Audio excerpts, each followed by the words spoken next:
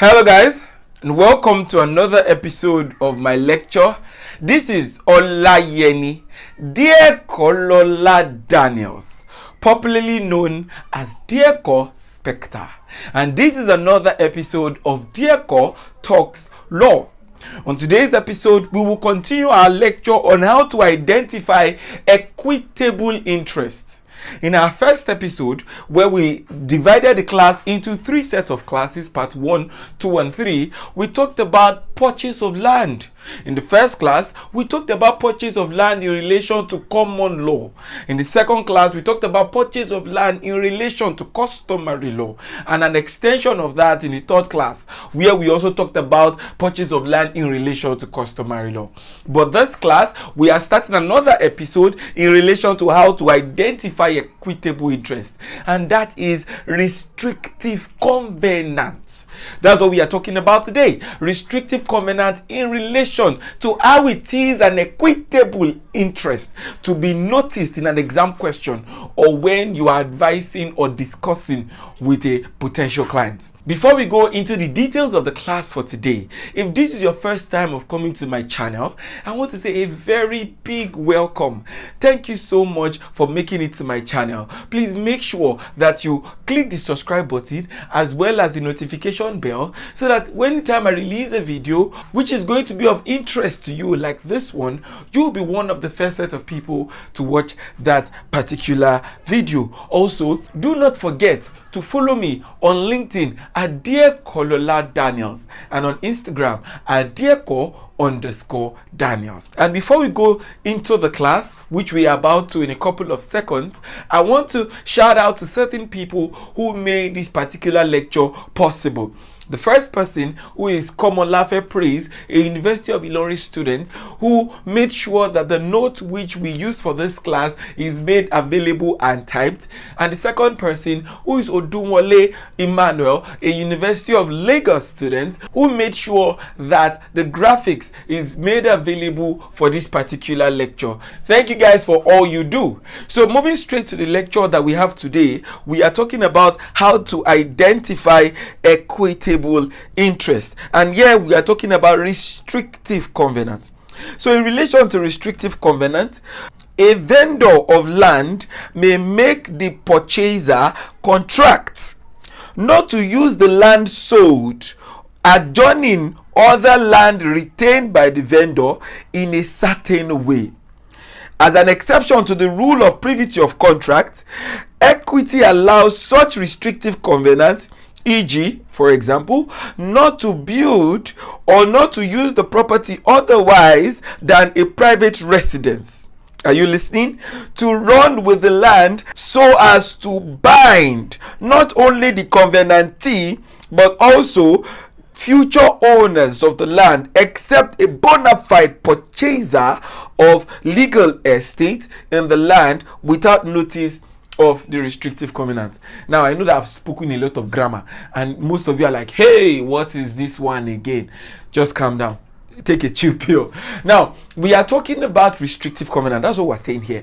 Now, the question now is, what exactly is restrictive covenant? First of all, before you understand what restrictive covenant is, the first question is, what exactly is a covenant? So when we are talking about the covenant, we are saying, okay, I want to marry somebody. Let us say I want to marry somebody now. So, for example, I want to marry Oyinlola. That's a girl.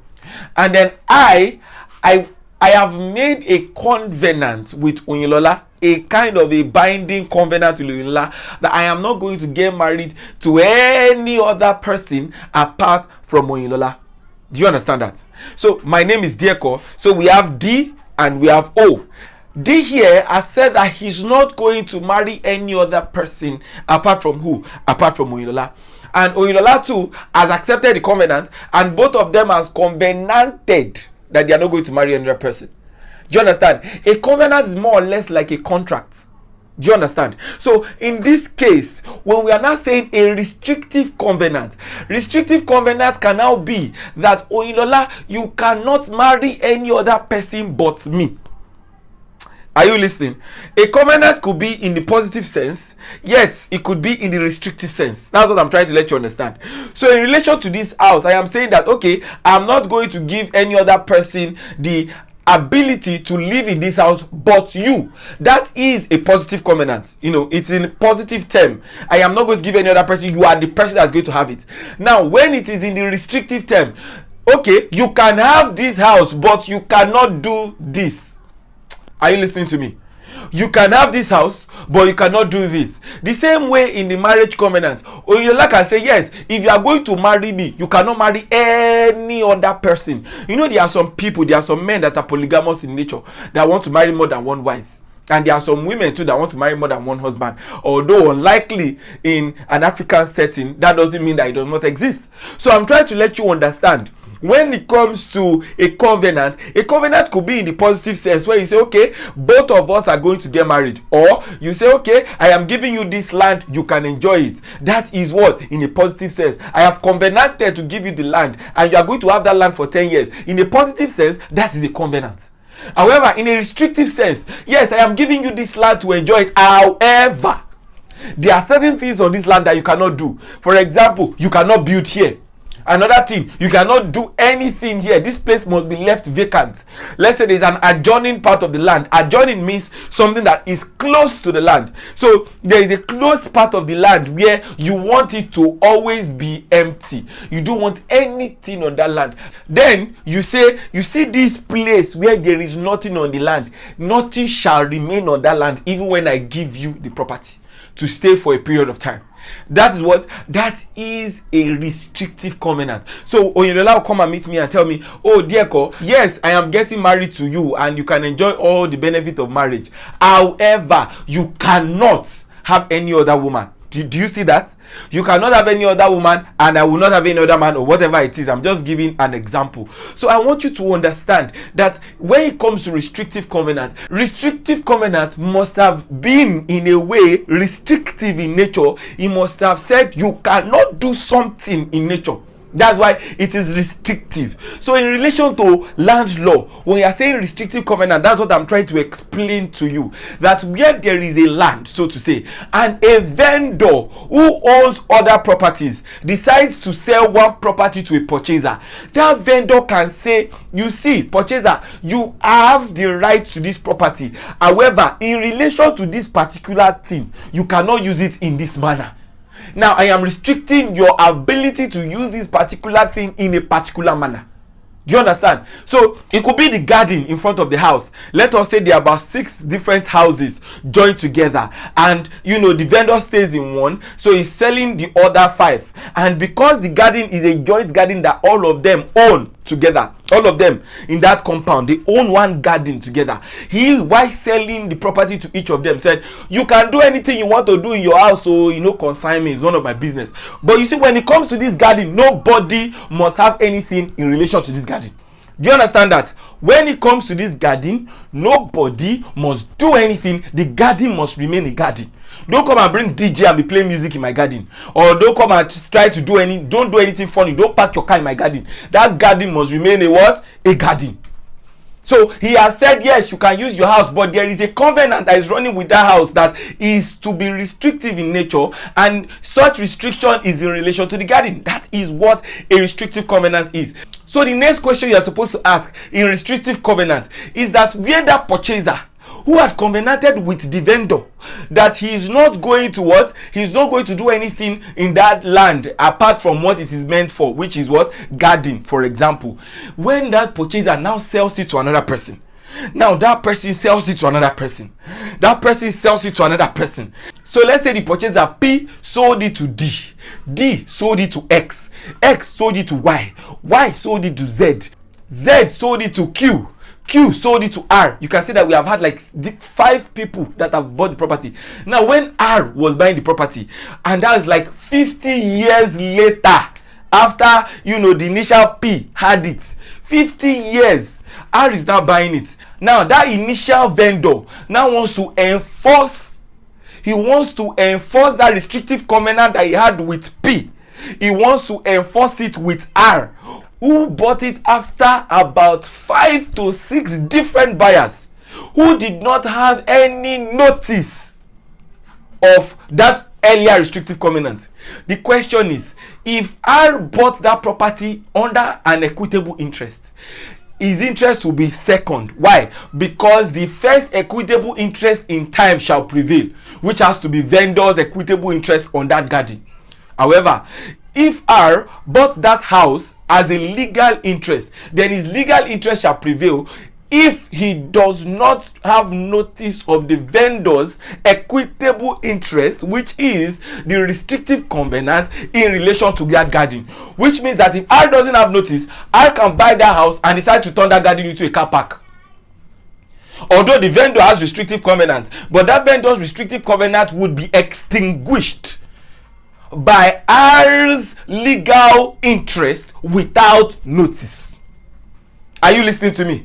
Regardless of the fact that the vendor is on his rights, but where there has been successive purchase after the initial contract between the vendor V and the purchaser P, the first one that made the covenant, where there has been successive purchase, if that successive purchase is such that is in a legal manner which confers a legal interest, then if that legal interest has no notice, that covenant initially made would be extinguished, and that person can do anything he wants to do with that land regardless of the restrictive covenant in form of an equitable interest. Now, what does the authority tell us? The authority is the case of Tulk versus Moxhay. Tulk versus Moxhay. If you have done contract law, you will know this under privity of contract.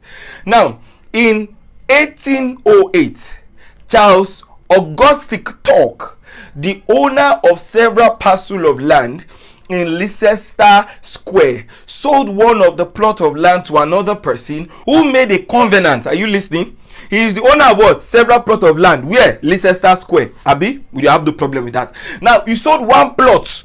Are you listening to me? He sold what? He sold one plot to another person who made a covenant. That person, P. So we have the vendor here, Tulk. Who is Tulk? V. He sold it to another person, P. Now, what did the person do? The person made a covenant that what? He will keep the garden square with buildings, such that it will remain a pleasure ground. Are you listening to me? That garden square is meant to be a pleasure ground where children, when they come back from school and all that in the community, they can just come and hang around for like 2 hours, 3 hours in the evening, around 5 to 7, gist with different families while the children play and all that, and then they go back to their house. That kind of very sweet community setting. That exactly is what that garden is supposed to be for. It's not supposed to be for anything more than that. That is what the agreement is. Now, over the years, the land was sold several times, passed through successive owner. So you have from P, then you have to R, you have to S, you have to Q, you have to X, you have to Y, you have to Z. About 6 other people. Now, eventually to the defendant, who is the defendant? M, Moxhay. Are you listening? So he sold. Don't forget that Tulk is the owner, is the vendor. So now, after P has sold this property severally, now he has got it to Moxhay. Now, what is the problem now? Eventually, to the defendant in a contract which did not recite, the person who sold it to Moxhay, that there have been different other people. The person who sold it to Moxhay, in the contract, there was no restrictive covenant there. He did not tell Moxhay, who was receiving a legal interest, about the restrictive covenant that Tulk made with who? With P. Do you understand? Now, the defendant, who was aware of the covenant at the time of the purchase, he had actual or constructive notice. Now, I want you to understand something. It wasn't in the document. However, Moxhay knew. Either actual or constructive. He knew. They were able to prove it in court that he knew. They were able to prove notice in court, but it was not in the document, because that's what Moxhay was arguing. That since it wasn't in the document, he cannot be bound by it. But the other lawyer said, regardless of the fact that it wasn't in the document that you are admitting as evidence before this court, still, what is important is I'm able to prove that you had notice. Now that Moxhay had notice, he refused to abide by the covenant, as he claimed that he was not privy to the contract and was not bound by it. So he was saying that the person that you made a contract with is not me. The person you made, Tulk, vendor, the person you made a contract with was purchaser. That is P. The first one that time, like 50 years ago in 1808. This one is 50 years after. Purchaser has sold it severally. I did not know when you had that contract, and I am not privy to that contract. But what did the court say? The court granted an injunction in favor of the plaintiff to restrain the defendant from violating the covenant. The court noted that if the agreement had been in contract instead of a covenant, it would have been enforceable. Therefore, it is enforceable in what? In equity. What the court here is telling us is that because it was a covenant and not a contract. I told you that when you are talking about covenant, I am telling you something, you are accepting what I'm telling you. Although it is not in the form of a contract, but we are having some form of a covenant. It's not a contract, but it's the form of a covenant. Do you understand? Now, what Tulk and Moxhay is telling us is that if there is a covenant between buyer and purchaser, and that purchaser has sold it to other people, if the purchaser sells it to somebody with legal interest, that person normally is not bound by that covenant. However, if that person knows of that covenant, that is where the person must be bound. Are you listening? So the other lawyer is arguing that, my lord, regardless of the fact that I knew, it wasn't stated in my contract. What my lord is saying is, okay, we understand it wasn't stated in your contract, but did you know of the covenant?